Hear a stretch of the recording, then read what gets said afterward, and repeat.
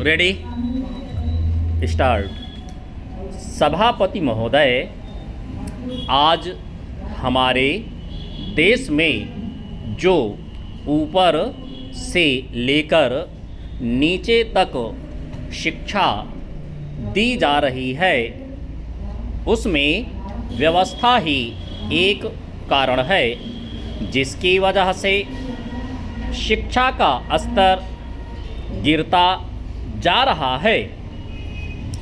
मेरा अपना विचार है कि जो शिक्षा प्रणाली है और जिस रूप में शिक्षा दी जा रही है वही अनुशासनहीनता का भी कारण है।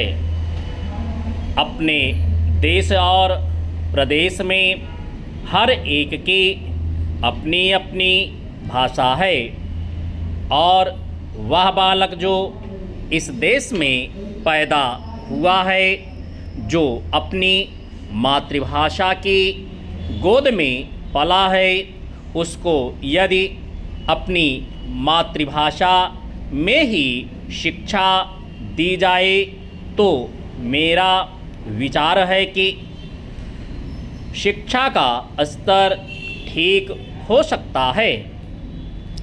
जो सबसे बड़ी भूल और कमी सरकार के द्वारा दी जाने वाली शिक्षा के संबंध में हो रही है वह यह है कि बालक की मातृभाषा में शिक्षा ना देकर उसको उस भाषा में शिक्षा देने की व्यवस्था की गई है जो हमारे देश या प्रदेश की भाषा कभी रही ही नहीं।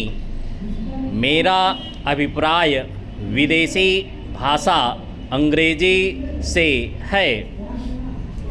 मैं यह मानकर चलता हूँ कि जब से यह भाषा इस देश में आई है, चाहे वह किसी कारण से आई हो, इसे आप भी और इस माननीय सदन के सदस्य भी जानते हैं कि उससे बुरे परिणाम ही निकले हैं। कोई भलाई नहीं हुई है।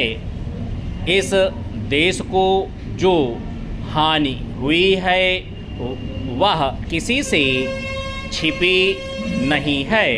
हम देख रहे हैं कि हमारे यहाँ जितना फैशन बढ़ रहा है और जितनी वेशभूषा बिगड़ रही है वह सब अंग्रेजी भाषा के ही कारण है।